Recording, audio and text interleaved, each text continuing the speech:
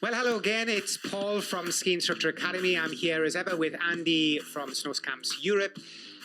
And today I'm as ever asking stupid controversial questions and, we've been looking at pre-season and, how to get back into the skiing. We even looked at Andy's ski holiday regime and how he went through it. Today I'm asking sort of the question of is why are ski lessons and ski instructors seem to be, or maybe not to everybody, but seem to be so expensive, Andy? Yes. So when booking your ski lessons, obviously everybody is price conscious, and you've got a choice. And quality conscious. Yes, I think unless you're booking for the kids. Yeah. I think the first thing is going to be how much is that lesson going to cost me, and then they'll talk about the quality. And I think we're going to talk about the quality as part of this, because you could be paying one price for one or another ski teacher. But you've got two main options at the beginning, really. Do you want to go into group lessons, which are a lot better value for money, or you can go private, which may seem to be quite expensive? And I suppose the question is, what we're asking is, why are those ski lessons expensive?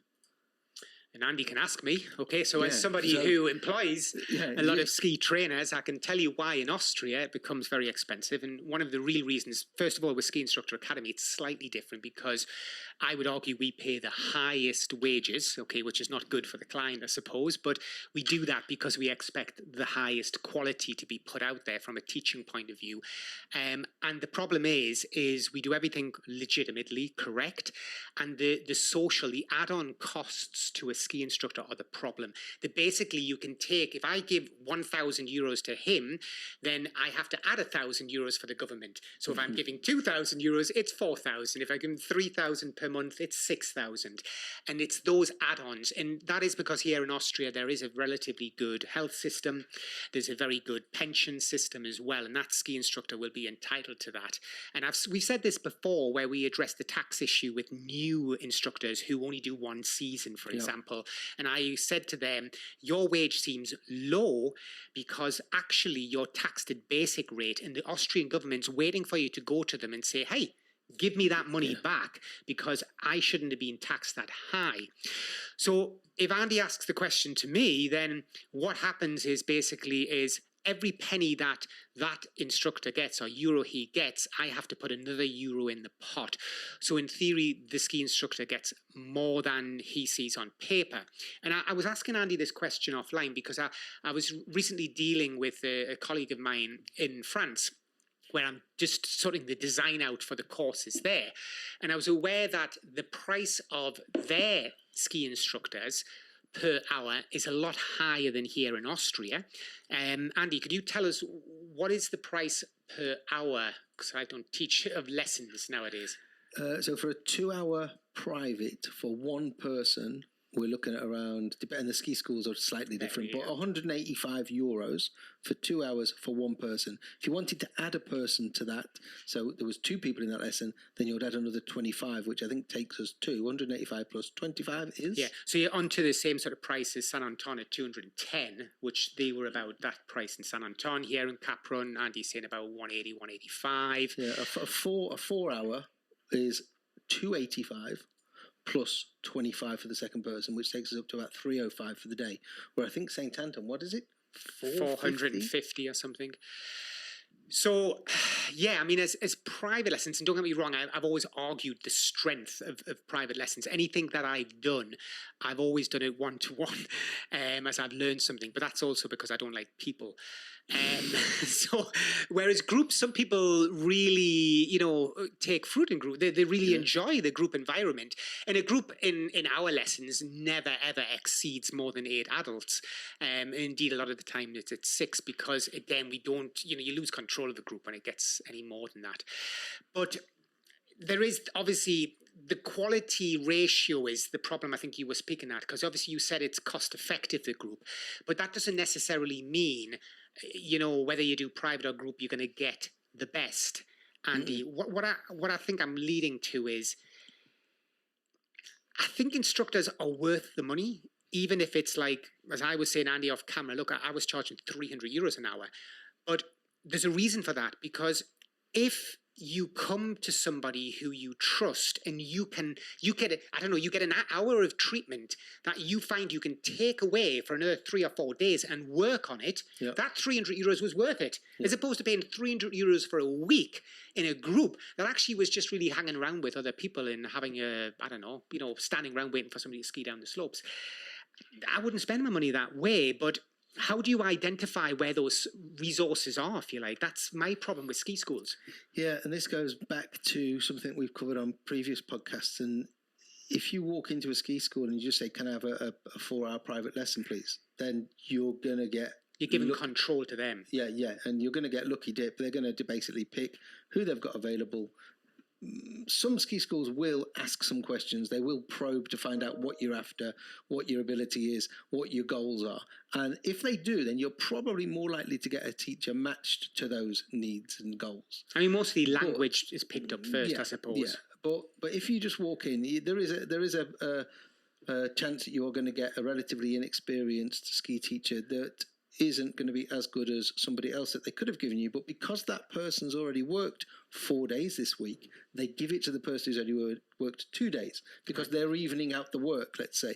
So that could result in you getting... Maybe comes to something you were saying about America being expensive and stuff, where what Andy's pointing out is, and it's for me as well, is if I employ somebody, I can't really be laying them on and off. Mm-hmm. I need to employ that person, let's say, for a month, and I need to give them then 20, odd days work, so many hours a day, and that works out better for me because I'm paying them.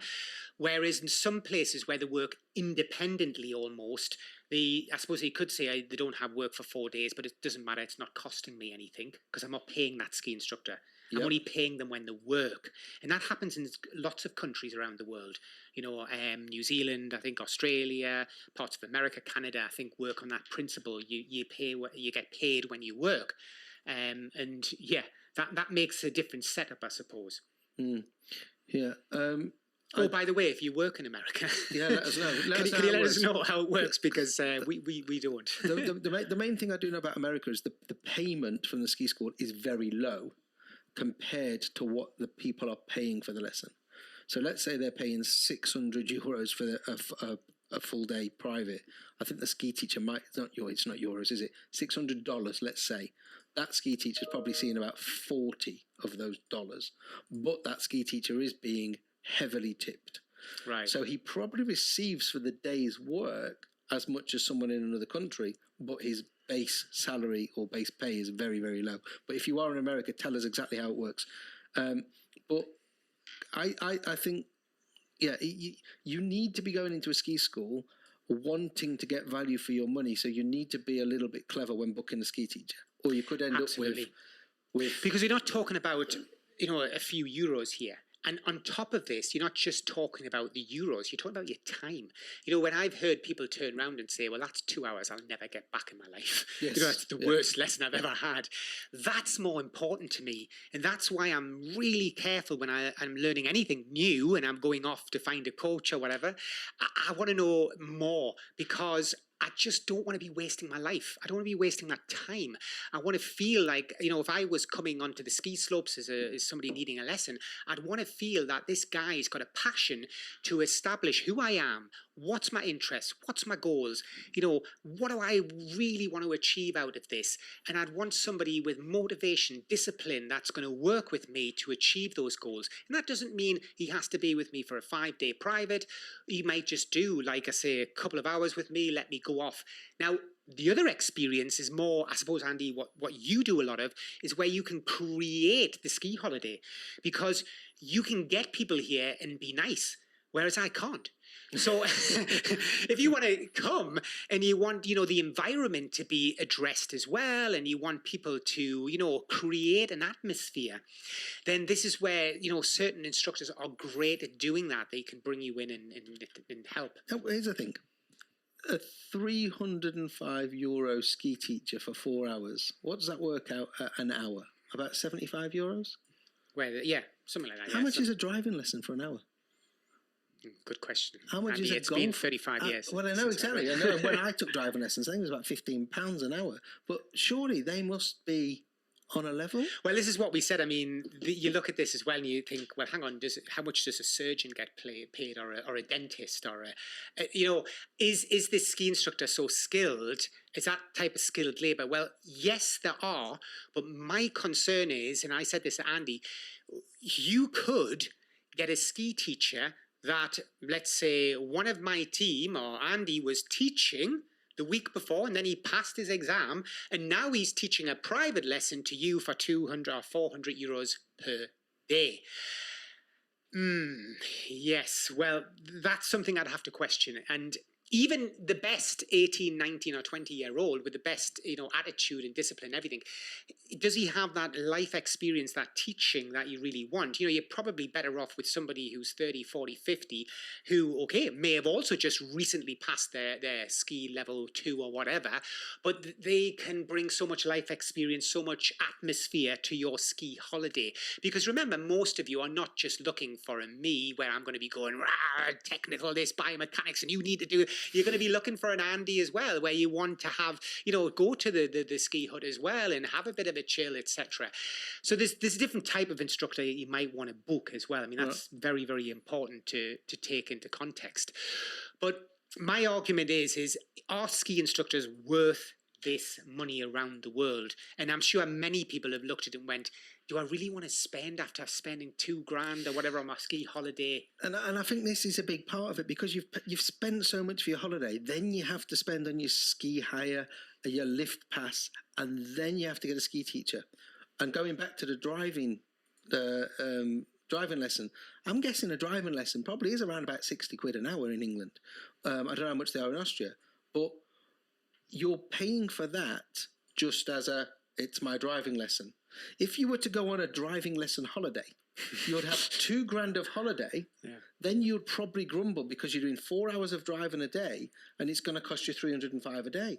Yeah. Well, now the driving lessons are expensive, which means that the ski lessons aren't actually expensive if you're getting that better ski teacher. Yeah, and I think that's where it comes down to. Everything is based upon the fact of, did you think it was worth paying that person that amount of money? And it comes, it's always that. It's you book a nice 5-star hotel and you pay a lot of money and the service is bad, you're pissed off, because you spent a lot of money. But if you get the service that you wanted and more, you don't grumble about paying that extra money, because you think, hey, this was perfect. This is what I wanted. Value. Yeah. So whether ski instructors are, and whether ski bosses are making, fortunes behind the scenes, well, yes, I have to say that's probably true, especially through if you're a ski school, in the kids' weeks and stuff like that. Mm-hmm. Ski schools must be raking in the money, because they've got very low paid level, staff that are really there to look after the kids, and then they'll pack the groups with 10, 12, 14 kids, and that's where ski schools make the money. Ski schools, I don't think, make money with adult group lessons anymore. It's difficult to do that. Yes, Ski Instructor Academy does, because we have a very high bar. It's a slightly different group scenario. Yes, it's a different. We have people specifically coming that want to passionately ski, they want to understand the science, etc. Whereas a ski school is dealing with recreational adult groups, and that is not financially viable anymore. As far as I can see, it's what all ski bosses that I interchange with grumble about. They look forward to when the kids are on holiday and they can jam those groups up with kids and then make money. Goes back to the old 80-20 rule, doesn't it? That 20%, 80% of your money will be 20% of the customer. So the 20% is the weeks that the kids are here. So Christmas, New Year, February, Easter, that's when the ski school's making their money. Yeah. When them kinderlands are packed full of kids. Yeah. And this is the issue, is then they're looking to lay off instructors and to get rid of instructors through these troughs. And of course, that makes it difficult. That makes it difficult for those instructors, because they can't afford it. They don't make much money anyway. And I think one thing that I noticed over the last decade is how tips started to slant down over in Europe. You know, it got less and less likely you were going to get the tip. And indeed, you know, it was always that bottle of crap or something else that you just don't want. And I've mentioned this before, ski instructors, it's better to give them 2 or 3 to 5 euros than it is to buy them, I don't know, some bottle of schnapps. A bottle of schnapps or a 6-pack of beer. I don't know. So, yeah, and as you said, in America, it could be very, very different. You know, they rely on that in South America. I know they do as well. But it's not so fashionable and trendy, I suppose, to tip here. And we knew because, you know, when I go back to when I was working, certain nationalities tipped better than other nationalities. And I'm not going to call you out who you are, who don't tip. But yes, there are some nationalities who, that's just in their tradition. They just don't tip. That's how they are. I think that's the same, though, if that was a bartender scenario, that person wouldn't tip the bartender where somebody else would tip the bartender. Exactly, yeah. So people would often look forward to getting groups of certain group nationalities because it certainly, you know, made a difference at the end of the week. And if you imagine you're a group of 8 to 10 adults, and at the end of the week, you just put 10 euros each together. Don't go out and buy something for the ski instructor. Put it in an envelope and give him 80 euros. If he gets that over 4 weeks of a month, it's almost a month's pay. That is literally, no, Andy's right. It's 50% of the money that they could possibly make through the ski school. So are ski instructors and snowboard instructors worth the price that you see on paper? Well, you need to decide that really, because the value of that person is really dependent on you locating somebody. And I said this off camera to Andy that here in Cap Run, for example, it's not really a location where people will return season after season. And so when people are returning season after season to go to a specific ski instructor, that's what's attracting them. And the ski schools, sometimes not clever enough to work this out. They think it's their guest, but it's not. The person's got a bond, a connection with the ski school, with the ski instructor or the snowboard instructor.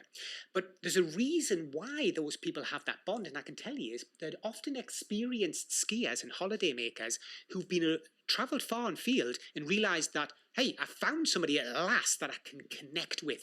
And he makes it feel like the holiday I'm looking for or the training group that I'm looking for.